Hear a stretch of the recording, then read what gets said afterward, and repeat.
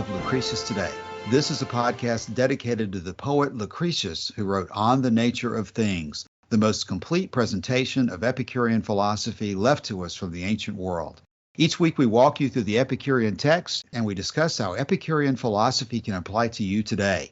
If you find the Epicurean worldview attractive, we invite you to join us in the study of Epicurus at epicureanfriends.com, where you'll find a discussion thread for each of our podcast episodes and many other topics.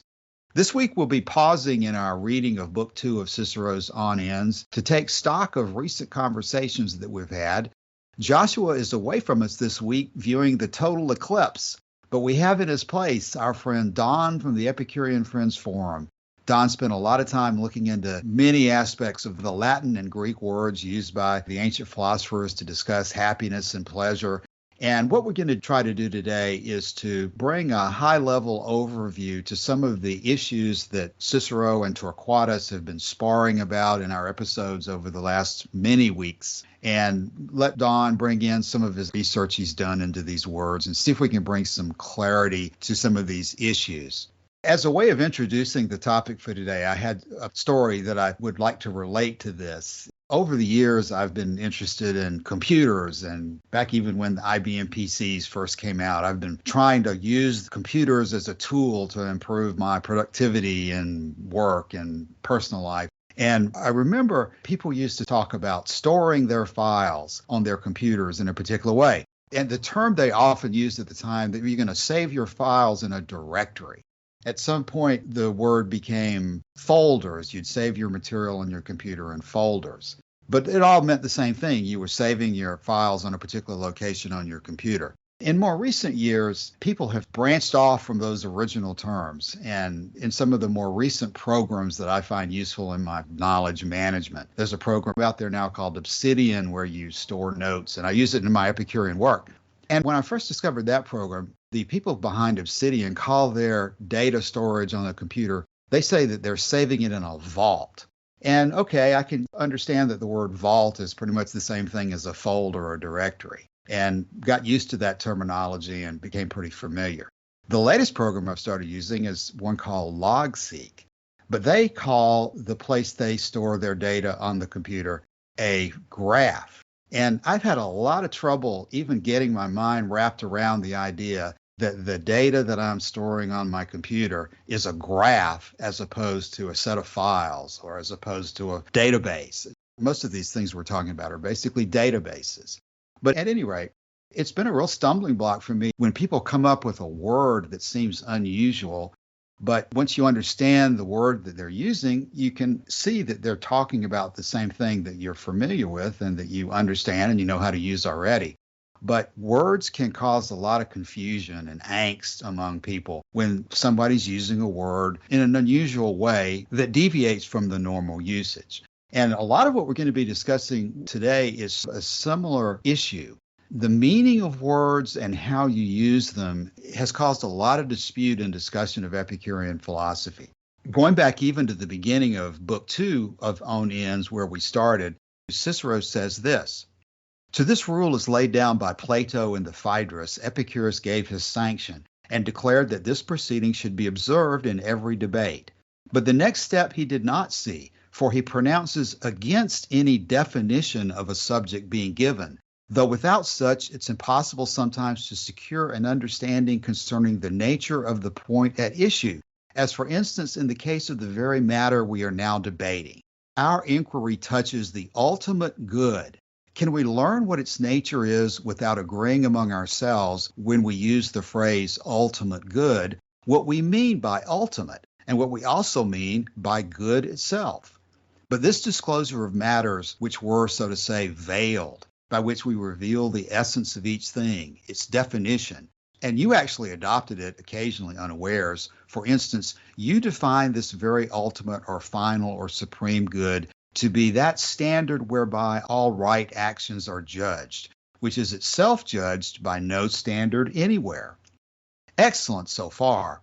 Perhaps if you had had occasion, you would have defined the good itself as the object of natural desire, or that which is beneficial, or that which is pleasing, or that which strikes the fancy merely.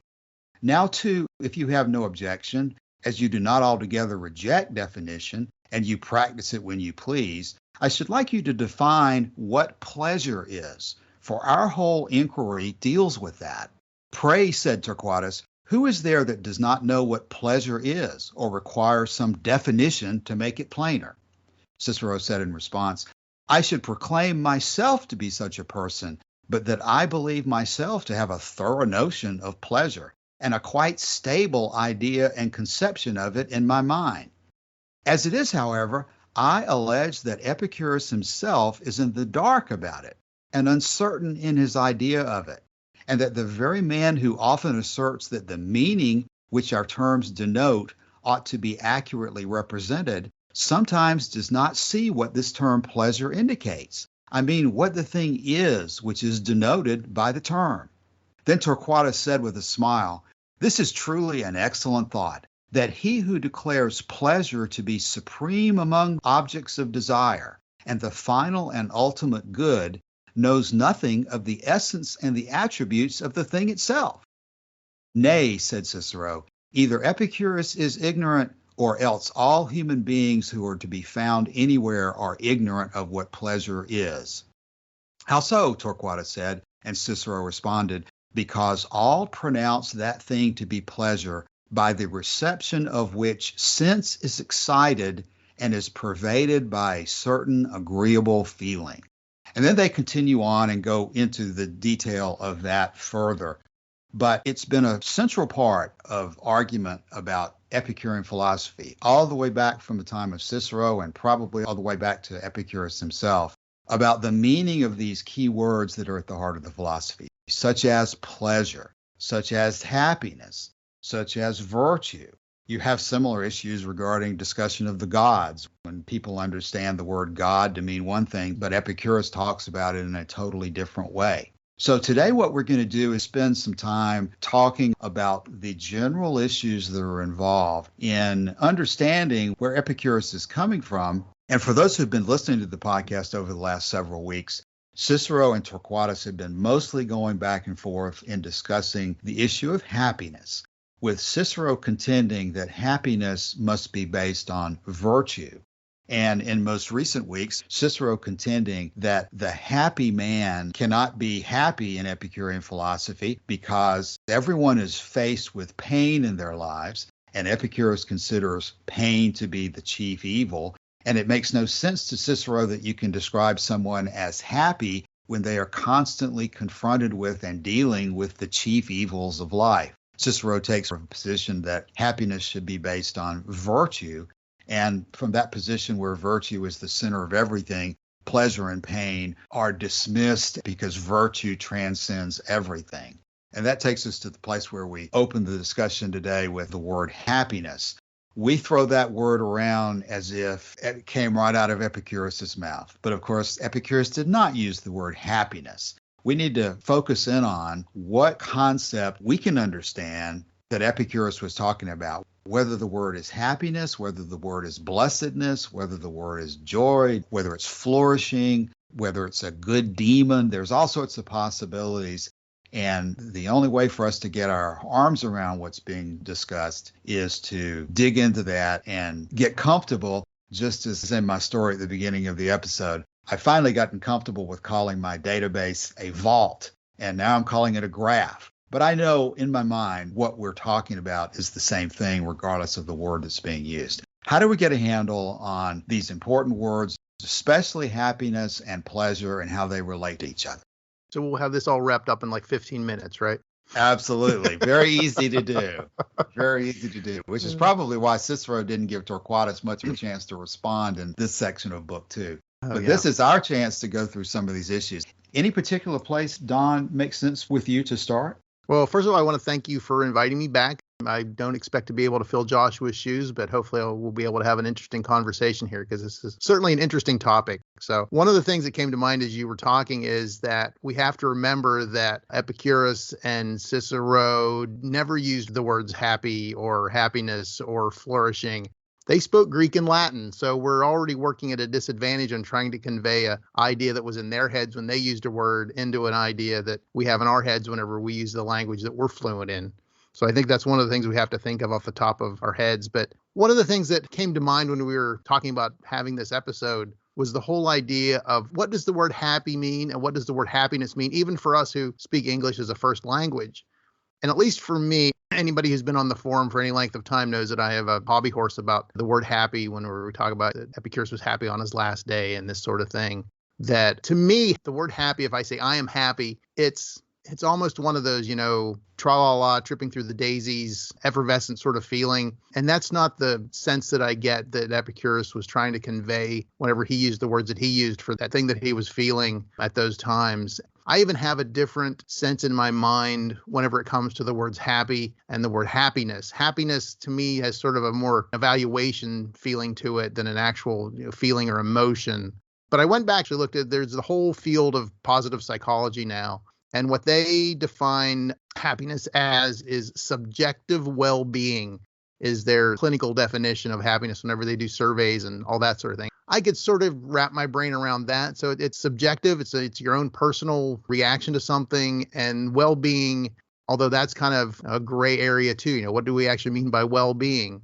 And I think that one researcher, and I'm not even going to try and pronounce her name, but she described happiness. The quote is, happiness is the experience of joy, contentment, or positive well-being combined with a sense that one's life is good, meaningful, and worthwhile. If we're going to use that as sort of a working definition of happiness or being happy, I could probably get behind that. I'm curious to have the other people on the panel here. What comes to mind whenever you say, I'm happy, or happiness is how I'm feeling, or that sort of thing, just from a purely subjective point of view? When it comes to the word happy or happiness, it is sort of ambiguous for me, and it kind of morphs depending on the situation, depending on what is going on, what I'm talking about, what I'm thinking. So the word is really hard to pin down and can be used in different contexts to mean different things. Whenever you say that too, it sort of brings to mind the word love. I mean, we can say, I love my wife, I love my kids, I love ice cream. We do not mean the same thing. At least I hope we don't mean the same thing in all those contexts. But having that one word cover so much ground, I think is very similar to how happy and happiness is used in regular everyday speech, that people sort of throw that word around and it has such a huge basket of meanings you can pull out. It's really hard whenever you start using it in a philosophical context. Well, what do you actually mean? One thing I find interesting, too, about the people we have assembled here today is that I think that Martin is the only one who's fluent in two languages. And I'm curious how he expresses different feelings of happiness or being happy in English and in German. If there's any sort of fight in his mind when he tries to express, that sort of feeling in two different languages, what sort of words come to mind whenever he has a need to express that sort of idea? Yeah, the thing is, because I became fluent in English, it's now easy because the transition is direct from the pre-verbal thought into an expressible thought in a language. So that means I don't think this in German words first and then translate into English. I express what I think about direct in English. I caught myself also dreaming in English sometimes. So that is now automated. But I know from other languages and from the earlier phase of learning English that at first it's different. I express things in German and then look for an explicit translation in English. And that takes more time, is more difficult, more ambiguous. Because I think, meanwhile, from reading a lot English and talking a lot with people, I have a fairly good grasp what the intuitive meaning of words in English is. Just as a matter of curiosity, are there different words in German that have different shades of meaning? For instance, I'm happy about this really good thing that happened to me, or I'm happy about this other. Are there different words in German that would express themselves with different shades of meaning of happiness or being happy? Yes. So depending on context, there will be a different word. And that's one of the things I think the context of both Calasini and Martin have brought up, that I think the context of using words is so important. And I think we see that even in Epicurus's writings and in Cicero's writings, where Epicurus will use a word, but Cicero will use the same word and try and twist it to his new context and try and put a different shade of meaning on it that I don't think Epicurus was trying to do. And that context is a really important word to keep in mind. So let's see if we can pick out some of the key ways that Epicurus himself talks about the word happiness. Most people are familiar with the letter to Menorchius. One of the places that it starts out is that we must then meditate on the things that make our happiness, seeing that when that is with us, we have all. but when it is absent, we do all to win it. And so before we get into pleasure and how it relates to happiness, Don, what can you tell us about what Epicurus is saying about happiness in that passage? Epicurus is clearly not saying we must meditate on the things that make the best ice cream, seeing that when ice cream is with us, we have everything, but when it is absent, we do all to win it. There's obviously other shades of meaning that he's talking about. What do you think about that? Yeah, the word that he uses there and the word that he uses in a number of different places is eudaimonia or eudaimonia, depending on how you want to pronounce it. But that's the word that he seems to use consistently for where a lot of people put in happiness in an English translation. And we've had discussions on the forum, I believe, trying to use a Romanized Greek word or a transliterated Greek word for a thing that we don't really have in English, and that people gloss over it as, oh yeah, eudaimonia. People just expect readers to understand what they're talking about. But trying to get a handle on that, I think, is a sticky wicket as well. My preferred definition is well-being. Aristotle seems to use the term in that way. He also uses it as a synonym for living well. The Greek term is literally translated as living well. And the whole idea, I've seen it said that it's understood as having success or good fortune or living well. The idea that it originally referred to the indwelling of a good spirit or a good deity. You can think of it in modern day terms as living under the protection of a guardian angel kind of thing. Some people do it as human flourishing, which I don't like the word flourishing, but the whole idea of well-being, living well, being fortunate, being rich in the metaphorical sense, being content with experiencing the little things, but, not being necessarily tied to that, but being able to just enjoy life. It packs a lot of contextual things into it, but that's the whole idea of well-being. And that's why I sort of like that definition of subjective well-being, because I could see that as at least being adjacent to or pretty close to the whole idea of eudaimonia. Well, one of the contexts that is packed into it seems to be that Epicurus is saying that whatever it is, if we have it, we have everything. But if we don't have it, we do everything we can to win it. I've always interpreted this as sort of like saying that this is really the best life. This is really what our goals should be in a very, very general sense.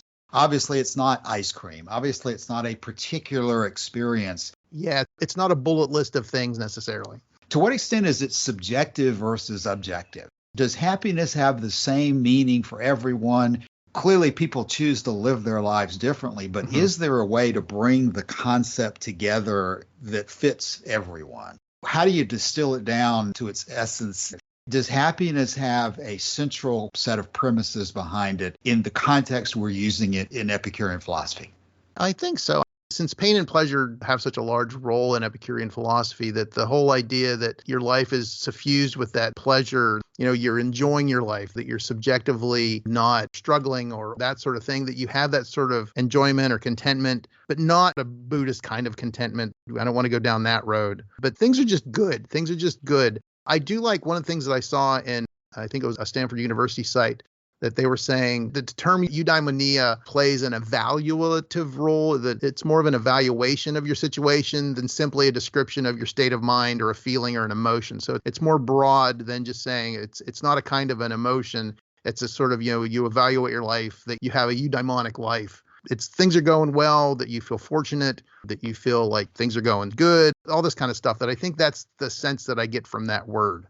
Okay. Well, I'm going to take that we've established that when happiness is discussed in Epicurean philosophy, it's sort of a placeholder or a concept that describes the goal of your life that you wish to achieve. It's not a particular set of experiences in the sense of ice cream or cake or candy, but it is a summary term that describes the goal that we're after. Yeah, I would go with that. And it seems that that's the level at which Cicero and the opponents of Epicurus are battling him. They seem to sort of agree that whether we use the word eudaimonia or in English blessedness or happiness or whatever word we're going to put in this box, this word is sort of the end-game summary. What we're going to use as the goal of our lives. Which helps us a little bit by discussing that there is a way to consider our lives having a goal, but leads to all sorts of questions about the specifics of what this word really means and how you can really describe it. Defining words can get to be a circular game of happiness is pleasure, pleasure is happiness. You end up at the same place when you start using the same words in a dictionary. Right. You go round and round and round looking at references, but only if you can sort of mentally grasp the picture after going round and round and round through all the definitions have you really accomplished anything. If you don't understand what the words mean, if you don't have a clear conception, as Epicurus emphasizes in the letter to Herodotus, then you just go on defining things infinitely without ever having any understanding of what you've done. Which I think brings you back to that section in Menoikeus that you had talked about, that if you have that sense of contentment, that your life is going well, that you're enjoying your life, you really do have everything then, and you'll do anything to get that sense of enjoyment and contentment and taking pleasure in life. You'll do anything to get it. Right, right. And so we've been seeing Cicero try to hammer away at Torquatus and Epicurus, coming at the question of happiness by saying, Epicurus, you are wrong to define happiness in terms of pleasure and pain, and to link everything in terms of pleasure and pain. And this is where we were last week. Basically, Torquatus and Epicurus, as long as you insist on considering happiness in terms of pleasure and pain, you're never going to make any sense. You're never going to have a legitimate philosophy. You're always going to be wrong, because what you should realize is that there are things about happiness that are totally different from pleasure and pain. There are things about happiness that are much more important, and that's where, Epicurus, you fail to understand that the real heart of happiness is virtue. And so a lot of these games going back and forth, not only between Cicero and Torquatus, but basically between the Epicureans and the Stoics, even today, all of these philosophical issues we're talking about get back to the question of, is happiness tied to pleasure and pain, or is happiness tied to virtue or the good, or is there some kind of religious connotation to happiness that takes precedence over all the rest? And as we go forward, there are many examples from the text that we talk about regularly that show this linkage here. And Epicurus continues on into the letter to Menoikeus and explains the role of pleasure in his analysis. But Torquatus previously in Book 1, Section 54, had said that if then even the glory of the virtues, on which all the other philosophers love to expatiate so eloquently, has in its last resort no meaning unless it be based on pleasure, whereas pleasure is the only thing that is intrinsically attractive and alluring, it cannot be doubted that pleasure is the one supreme and final good, and that, quote, a life of happiness is nothing else than a life of pleasure. Then another fragment from Diogenes of Oinoander that we quote all the time says this: I shall discuss folly shortly, the virtues and pleasure now. If, gentlemen, the pointed issue between these people and us involved inquiry into what is the means of happiness, and they wanted to say the virtues, which would actually be true, it would be unnecessary to take any other step than to agree with them about this without more ado.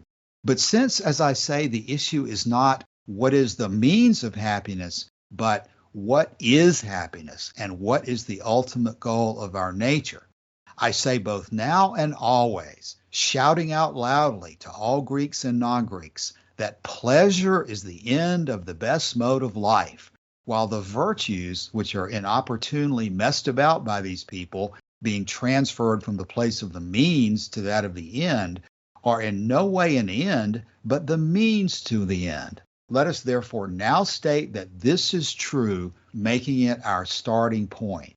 So those examples and many others in Epicurean texts link pleasure directly to happiness and make it the main aspect of happiness. So the relationship between happiness and pleasure and pain versus the relationship between happiness and virtue, or happiness and some religious conception of happiness.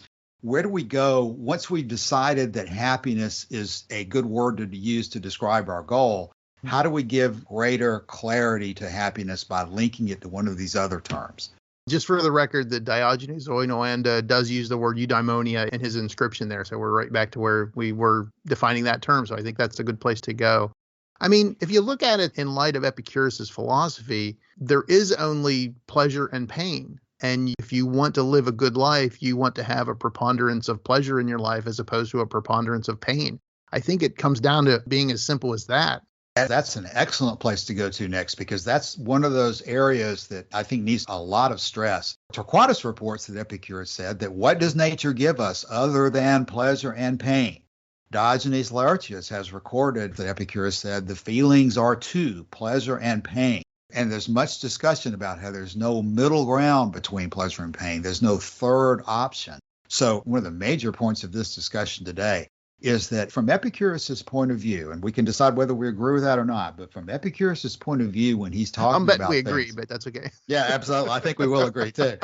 But from Epicurus's point of view, everything resolves down into either pleasure or pain. And all feelings, everything that you do experience resolves itself down into one of those two categories. And as principal doctrine number 3 says, wherever pleasure is present, as long as it is there, there is neither pain of body nor of mind nor of both at once, which seems to me to be stressing the same point, that you've got a very logical, clear, bright line breakdown between pleasure and pain.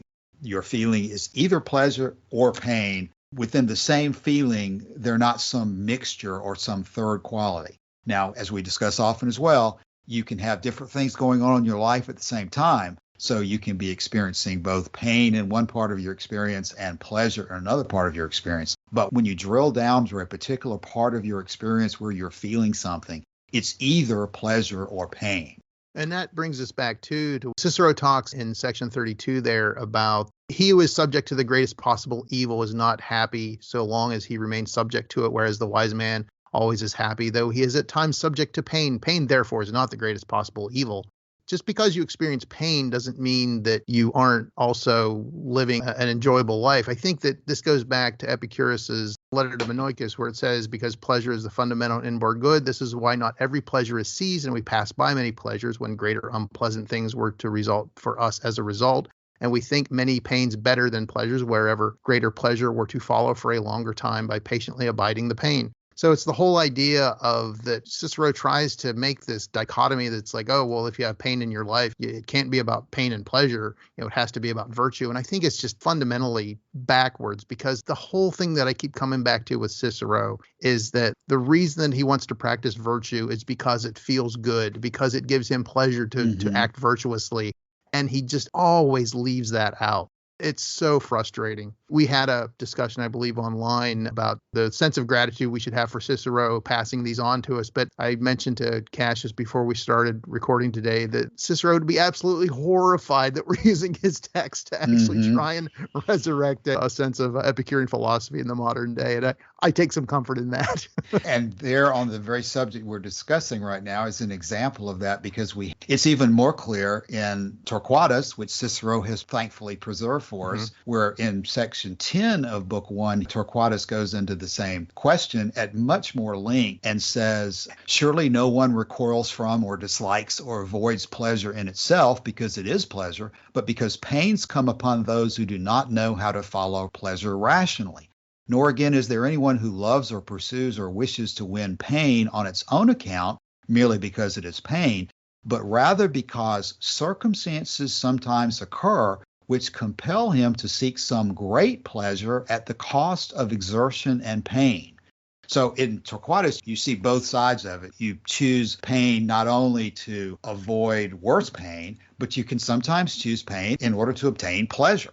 You're not just simply avoiding pain all the time in every situation because it's pain, but because the result the choice brings is productive of pleasure. Yeah. And I think that that's where that whole idea of the evaluative nature of eudaimonia comes in, that you're looking at a broad spectrum of experiences and saying, I experienced some pain here and some pain here, but, overall looking at it, I'm doing pretty well. I feel pretty good about my life, that sort of thing, that's where I think that idea of evaluation and looking at the long view or the overview or the summary comes in whenever we're talking about well-being. I think that's where that comes in. Right. And let's also be sure to include one of the best examples of this analysis process, which would be the final days of Epicurus, where we have a pretty good text, it seems like, from Diogenes Laertius, where at the end of his life, Epicurus was experiencing extreme pain while he was going through his kidney disease. And yet he was considering himself to be, we'll have to decide what word to use, happy, eudaimonic, whatever. And I'll turn it over to Don to explain that in more detail. But Diogenes Laertius had also recorded that Epicurus had said that the wise man can consider himself to be happy even when he's on the rack or under torture. So clearly there's a point here to be made that whatever words you want to use to describe your goal, whether it's happiness or flourishing, whatever, from the Epicurean perspective, you can be happy, you can be flourishing, even though you are also at the same time. You can have a sense of well-being, yeah.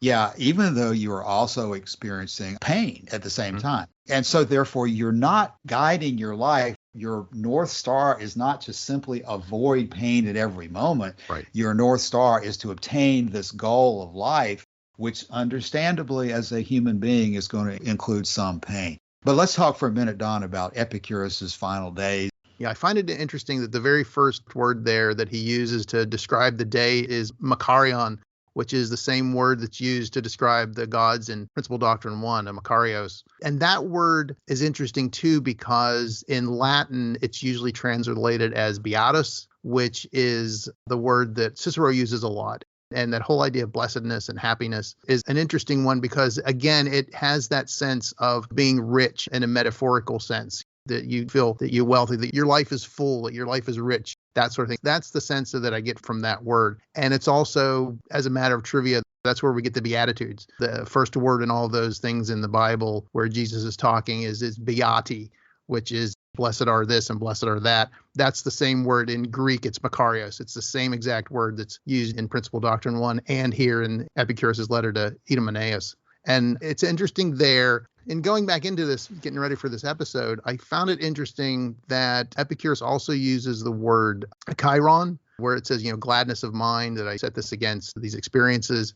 That is actually a form of the word that's used in the whole kinetic pleasures, the katastomatic and kinetic pleasures, which we don't want to go down that rabbit hole. But I think that it's interesting that Epicurus uses a word that's directly related to those kinetic pleasures that he talks about. So he's using that kinetic pleasure on his last day. And the other word that I really found interesting in digging back into the Greek here was that the word that in the English translation, I set above them all the gladness of mind at the memory of our past conversations. But the word that's used there doesn't necessarily mean set above or that sort of thing. The word that's used is, and I am not going to try and pronounce that in ancient Greek, but the sense is to line up in a row, to stand in array against, or to hold one's ground against, or to place side by side in a battle line. That what he's doing is he's using that enjoyment of the memory of these past conversations, these past philosophical discussions, of the past times with his friends. He's using those to do battle against the pain of this horrible condition that he's going through. And I like that idea better than trying to think that he's conquered this and that he doesn't feel the pain. I think a lot of the times it seems to me that people try and say that, well, Epicurus wasn't, feeling any pain on his last day because he was using his memory. And that doesn't make any sense. It's like, that's not what he was saying. He's saying that, I'm in terrible pain. I know I'm going to die.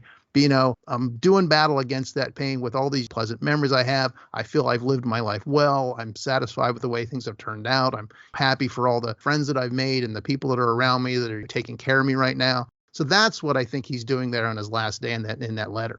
When you refer to battle, Don, it reminds me of the way that Torquatus is explaining a lot of his argument to Cicero in terms of his own ancestors and the battle of his ancestor, Torquatus Manlius, pulling the necklace from his foe and doing different things in battle. In fact, the whole of Book 2 seems to be a lot of comparisons about different people and different battles of different types. Cicero himself keeps talking about how his own examples of virtue are setting against the problems they were experiencing in their battles, the memory of the triumphs they'd had in the past or the accomplishments in saving Rome and so forth. So that's a very interesting way of looking at all this, that you're not eliminating from your experience because Diogenes Laertius says, Epicurus says, the wise man feels his emotions more deeply than other people do. You're not suppressing these things or considering yourself to be indifferent to them like the Stoics might do. You understand that you're experiencing them, but you're also understanding these other things that make these pains and exertions worthwhile. Right. Worthwhile is a really good word there. It's worthwhile to do that. I think that the way you said that, I think, not that I'm going to make you repeat it because I know I have problems trying to remember what I just said whenever I do things like that. But yeah, I think that's a good way to put it. Okay, well, while we're on this topic, then is probably a good moment to go back into the fact that what we're saying, I think, is that Epicurus is saying that the happy person, or whatever words you want to use, is going to be experiencing some pain along the way or at that particular moment. He can consider himself to be happy, even though some part of his experience, as Epicurus's last day, involves pain. Well, the other side of that story is that we're not just talking in Epicurean philosophy about happiness versus pain. We're talking about pleasure versus pain. So let's get back for a moment to this issue of what the word pleasure means in Epicurean philosophy and how it can then be brought into the concept of happiness in a way that makes sense. Because one of the things that's stressed here throughout Book 2 and Book 1 of On Ends is that Epicurus has a different definition of pleasure than most people will immediately think of. Cicero and Torquatus go back and forth that everybody understands that stimulations of the senses, your ice cream, your cake, your sex, drugs, and rock and roll, that those things are pleasurable. But what Epicurus is saying is that we should understand the word pleasure to mean not only those stimulations of the senses, but also other things. And as we've said already in this episode, there's only two feelings, pleasure and pain. So if something is not painful, then from that perspective, it is pleasurable. And that leaves a wide variation of experience in human life. When you start talking about things that are not painful, that's an awful lot of things to talk about. And in Torquatus, thankfully, Cicero has preserved for us all sorts of argument about, well, you can start talking about your hand in its normal state if you're debating with Chrysippus. Or you can talk about comparing the conditions of a host who's pouring wine to a guest who's drinking that wine. Or you can just simply go to the argument itself where Cicero says, Torquatus, don't you understand that there's thousands of people in the world who are not experiencing either pleasure or pain? They're just like us at this moment. They don't know what they're experiencing. They're just in some in-between state. And Torquatus says, no, absolutely. If you're not experiencing pain, you're experiencing pleasure.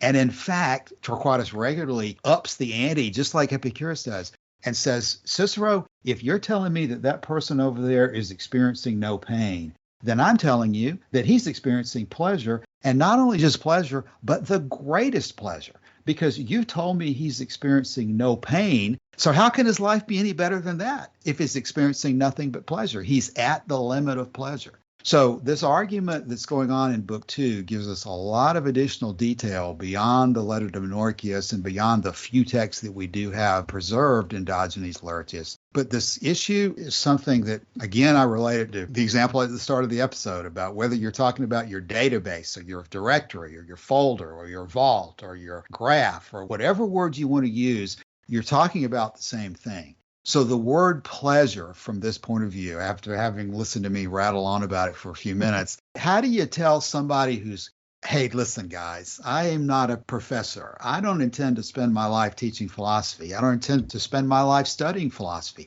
I need you to tell me a practical, common sense understanding of how I should look at this word pleasure. Okay, I'm listening to you.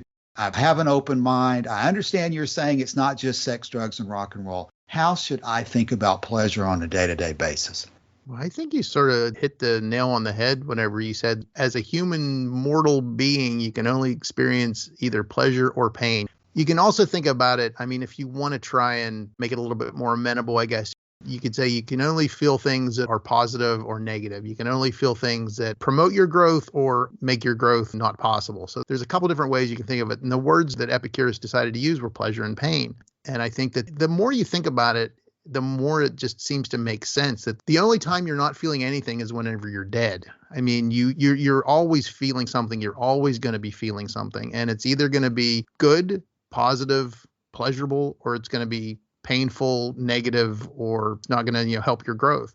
So there can only really be two sorts of things that you can experience. And I'm stumbling over my words, but I mean, I think that I'm just trying to wrap my brain around the idea that people don't readily accept that. And Cicero is just so maddening at times because he's a smart guy And you know that he's just being willfully obtuse sometimes, or willfully trying to hold back the definitions. And, he knows exactly what he's saying. He's obviously a really intelligent person. He's fluent in rhetoric and all this sorts of things. And it's just maddening sometimes to see him just clutch his pearls and go, oh, you can't mean this. Oh, my heavens. It's just, anyway, that's my take on that. Okay, you mentioned in that last response the idea of being dead is the only time you don't experience one of these two feelings. I want to put a pin on that for just a moment and come back to it, because another of the things we've been talking about a lot in some of these recent episodes, we've summarized by going to a particular quote from Norman DeWitt in his Epicurus and his Philosophy, page 240. And let me remind people of that. DeWitt said, quote, "The extension of the name of pleasure to this normal state of being was the major innovation of the new hedonism. It was in the negative form, freedom from pain of body and distress of mind, that it drew the most persistent and vigorous condemnation from adversaries. The contention was that the application of the name of pleasure to this state was unjustified on the ground that two different things were thereby being denominated by one name. Cicero made a great to-do over this argument, but it's really superficial and captious. The fact that the name of pleasure was not customarily applied to the normal or static state did not alter the fact that the name ought to be applied to it, nor that reason justified the application, nor that human beings would be the happier for so reasoning and believing."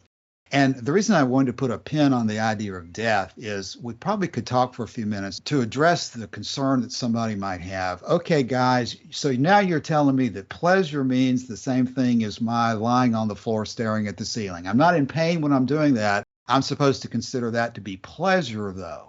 I don't think I can buy that, somebody might say. And so what we ought to discuss is there any reason for us to consider that this state that Cicero wants to label as neutral or in the middle is actually pleasurable?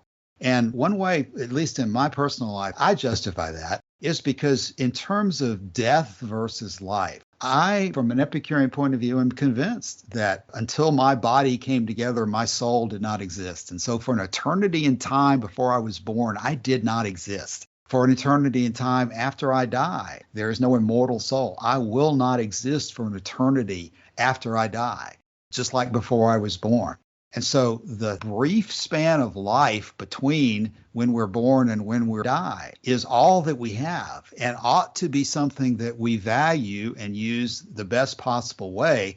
And if we're not in some specific pain that is causing us a tremendous amount of difficulty, then that brief existence of life between birth and death is something valuable and precious to be used properly and productively and pleasurably and happily and eudaimonically, or whatever other words you want to describe it. But it is justified and reasonable to consider your life to be pleasurable and happy, unless you're in some terrible pain. And that's where Epicurus gives us some ideas about dealing with that. But that pain in life is not something that overwhelms and makes the rest of your life unworthy of living. Epicurus said that it's a very poor man who has lots of reasons for ending his own life. And from that perspective, just being alive in your body or your mind and not in pain is a pleasure from Epicurus' viewpoint. Would you agree with that, Don? Oh, yeah. I'd agree. I think that's well put. Well, not only agree with it, but expand it if you can. It's like those one-word answers in interviews. No. I think you're spot on. I think that having that sort of perspective on your life, and it goes back to those words like fortunate and that you feel rich, and it comes down to that you're able to experience. I mean, the fact that we exist at all is astronomically improbable, and yet here we are. And to not take advantage of that and to really appreciate what you have is such a waste. It's kind of sad. Yes. And while you're talking about appreciating what we have, let's go ahead and deal with the issue of comparing and balancing or battling mental pain and pleasures against physical pain and pleasures. Because one of Cicero's grounds of attack, one of the anti-Epicurean grounds of attack is that, Epicurus said that the only thing that's important is the body. And all of your pains and pleasures come from the body. And in fact, Cicero starts out in Book 1 of On Ends by making the comment that Epicurus never said that literature and art and poetry and all of these other things in life are pleasurable, because what he focused on was the pleasures of the body. And just recently, Cicero was saying to Torquatus, don't try to tell me that when you think, Torquatus, of your country house and these other beautiful things in life, don't try to tell me that that's pleasure, because those aren't connected with the body. Now, let's talk about, for a few minutes, the relationship between mental and bodily experiences from Epicurus's point of view. Yeah, that's where Cicero's at his most maddening, that he keeps limiting that definition just for his own purposes. Whenever Epicurus clearly says, about that you can experience pleasure and you can experience pain. And Cicero continuously goes back to the stimulative pleasures of the moment and that sort of thing, which I think is a very Cyrenaic definition of pleasure. And that limited definition is exactly what Epicurus spoke against and wrote against, that he had that expansive definition of pleasure. And Cicero just continuously, it's like, no, it's just sex, drugs, and rock and roll. That's the only thing that we can call pleasure. That's it. And it's just so frustrating to have him see that, just go back to this again and again and again. Yeah, there's definitely texts which say that Epicureans are linking everything back to the body. Mm-hmm. But there you have to remember that, in fact, that's exactly what the Epicureans do. They link everything back to the body. Right, because that's all we have. Part of the body. Yeah, exactly. That material, our material existence is all that we have. I mean, there is no dichotomy. There is no, I think, therefore I am dichotomy in Epicurean philosophy. Everything is physical. Everything is related to the body. The mind is part of the body. But it is obviously it's its own thing, just like you have a hand and you have feet and you have a nose and you have a mind. I mean, it's a part of your total existence, and each thing functions in its own way, and the mind functions in its own way, and it has the ability to remember things and to experience things and to reason things out, and that's sort of its function. Just like the hand is used to grasp and point and that sort of stuff. So the fact that it's related to, quote unquote, the body it's almost like, it's like, that's all we have to work with. But his idea that therefore that only means that it's sex, drugs, and rock and roll is just demonstrably false within the philosophy and even just within common sense. And it's just that thing that he keeps harping on like all the time. And it's like, oh my heavens, get a new hobby horse. Right. And he has no excuse for that, because Torquatus had explained to him in Book 1, around section 56, Torquatus had said, quote, by this time so much at least is plain, that the intensest pleasure or the intensest annoyance felt in the mind exerts more influence on the happiness or wretchedness of life than either feeling when present for an equal space of time in the body. So I don't think Epicurus was saying that pleasures of the mind are generically or categorically or intrinsically more important than pleasures of the body. Right. But he's saying that there's a context to everything, and that the most intense pleasure of the mind is going to exert more influence on your happiness than the most intense pain of the body. And one of the ways that I've thought about that is that whenever you have something like that you're worried about or you're anxious about, you can think about that every waking moment. It's always sitting there nagging at your brain, and it's coloring all of your experiences. If you're really worried about something coming up, or you have some sort of thing that you're dreading and doing, it's like you can think about that all the time. Whereas if you have some sort of pain in your foot or a pain in your hand, or you get a paper cut or something like that, it's of the moment. It's a bodily pain, that sort of thing. But those mental pains and griefs and that sort of thing, and even grief, if you lose a loved one, that you're always thinking about them and that sort of thing, it's always there in the background. And I think that's one of the reasons why he makes that distinction between physical and mental pains and pleasures, for that matter. If you're, looking forward to something, or if you're, having the anticipation of a future pleasure, you can keep that in the back of your mind all the time.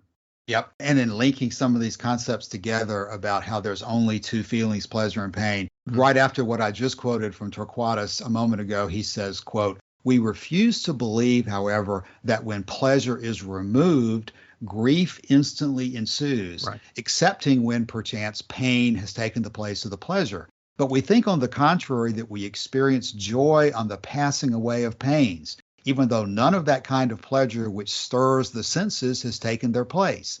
And from this it may be understood how great a pleasure it is to be without pain. Again, linking all this together, if you've got a particular pain and you get rid of that pain, you're not just in some undefined neutral state of nothingness. You're in pleasure, because your default state of life when you're without pain is pleasure.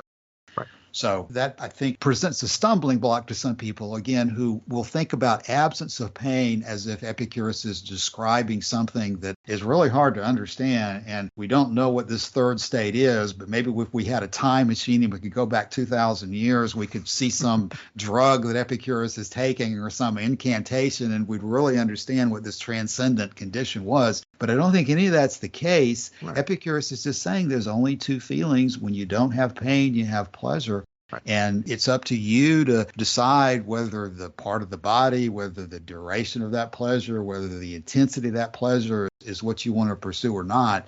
But from a philosophical, common sense point of view, from the point of view where your life itself, when you're not in pain, is in pleasure, you're in pleasure when you don't have pain. Right. And I mean, you could take, some absurd examples. I mean, if you didn't want to use the words day and night, you could say day and not day.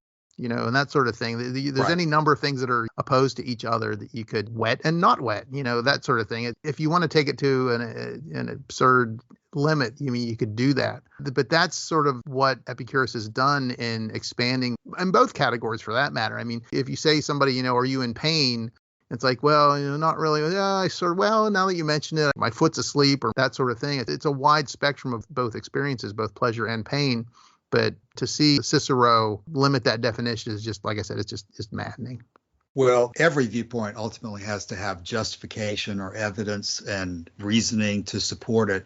And I think what Epicurus is doing here does come back to this idea that, again, Epicurean philosophy is based on its physics and its canonics and its epistemology. And from your assessment of the universe, you really have to come to conclusions about all these things. In Epicurean philosophy, you do not conclude that there's a supernatural being that is beckoning you to come to heaven or threatening to send you to hell. So you're not going to use those considerations to decide what happiness means. Right. And in Epicurean philosophy, there is no such thing as an ideal form floating in some part of the universe that everybody can put their objective definition to and understand it. So this idea of virtue being the anchor to which you can attach everything, which is what Cicero and Aristotle and Plato and the Stoics and so forth are doing, that just falls to the ground because there is no objective standard of virtue that you can come back to. But in Epicurean philosophy, what does nature give us? It doesn't give us virtue. It doesn't give us a divine commandment to go to heaven or avoid hell.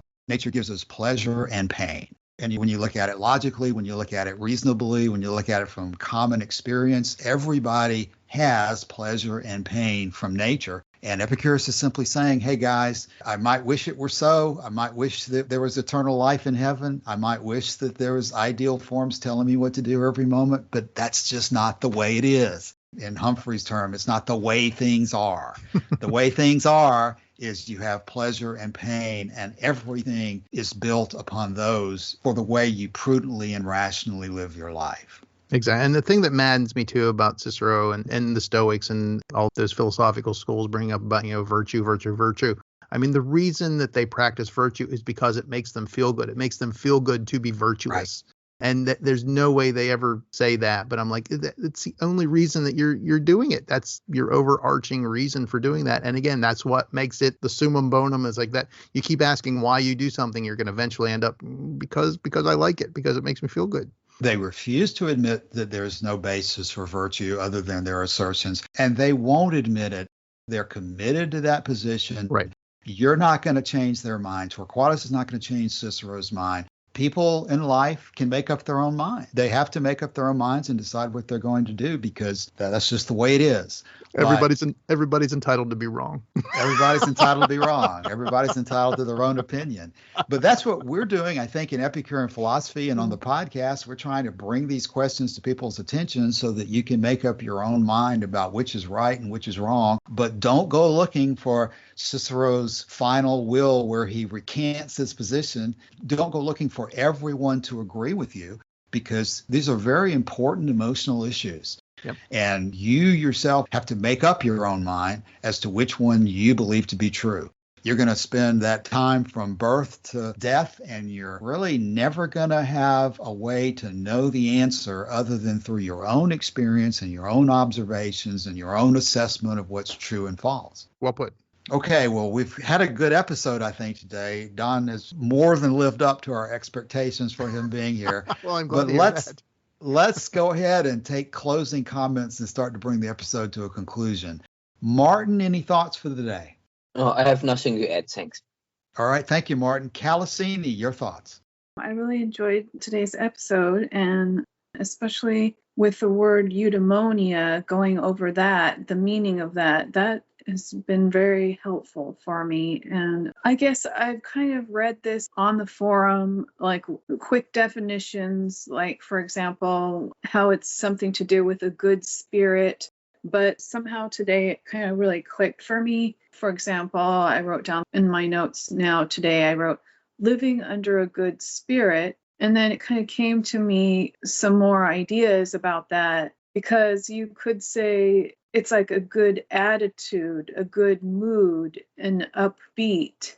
I mean, that's maybe going a little bit further than what anybody else has come to define eudaimonia, but No, I actually like that. I like that. No, I think that's a good direction. oh, okay, good. So in some ways, I've always kind of been against using Greek words when you could, here we are in English speaking place, let's just use English words and not get caught up in Greek. I know other people maybe like the Greek maybe more than I do, but I'm suddenly now realizing how it can hold meaning in a different word than the word happiness. It's almost like you have to spend a little bit of time with it. Whereas forever, happiness will have whatever connotation of our culture, of our Western culture, that it's been kind of taken over even by advertising.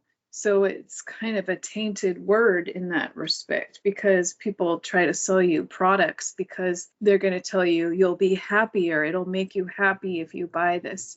So using the word eudaimonia really now makes sense to me for understanding Epicurean philosophy better. So yeah, thank you.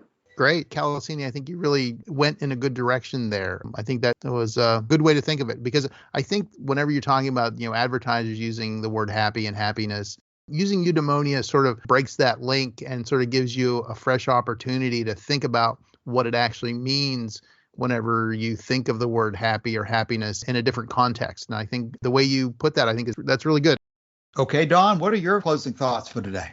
This was a lot of fun. I hope that everybody enjoys listening to the podcast. And you mentioned briefly at the beginning of this episode that we're recording this on the day before the total eclipse. It's happening in the United States. And I think that from a metaphorical sense, I will say I like the idea of memorializing this episode in light of the eclipse, as in the Epicurean school was shining brightly for quite some time, and then it got eclipsed for a long time. And hopefully we are on the leading edge of the sun coming back out. So that's my metaphorical take on the eclipse and the Epicurean school. That's a great analogy, and it'll be easy to remember this because it's episode 222. So in the future, if we want to come back to it, we'll just have to remember the single number 2. Let me close by calling attention back to something that Epicurus said in the letter to Herodotus that I think summarizes what we're doing here, and it's a good way to close. He said right at the beginning of his letter, "But those who have also made considerable progress in the survey of the main principles ought to bear in mind the scheme of the whole system set forth in its essentials. For we have frequent need of the general view, but not so often of the detailed exposition. Indeed, it's necessary to go back on the main principles and constantly fix in one's memory enough to give one the most essential comprehension of the truth. And in fact, the accurate knowledge of the details will be fully discovered if the general principles in the various departments are thoroughly grasped and borne in mind. For even in the case of one who's fully initiated, the most essential feature in all accurate knowledge is the capacity to make a rapid use of observation and mental apprehension. And this can be done if everything is summed up in elementary principles and formula. For it's not possible for anyone to abbreviate the complete course through the whole system if he can't embrace in his own mind, by means of short formula, all that might be set out with accuracy in detail. Wherefore, since the method I've described is valuable to all those who are accustomed to the investigation of nature, I urge upon others the constant occupation in the investigation of nature, and I find my own peace chiefly in a life so occupied." And this is the last thing he says. "First of all, Herodotus, we must grasp the ideas attached to words. in order that we may be able to refer to them and so to judge the inferences of opinion or problems of investigation or reflection, so that we may not either leave everything uncertain and go on explaining to infinity, or use words devoid of meaning. So that's what we've been talking about today. We want practical results from this. We don't want to leave everything uncertain. We don't want to go on explaining things to infinity, and we don't want to use words devoid of meaning. And the only way to do that and avoid it is to study these things and talk about them with other people.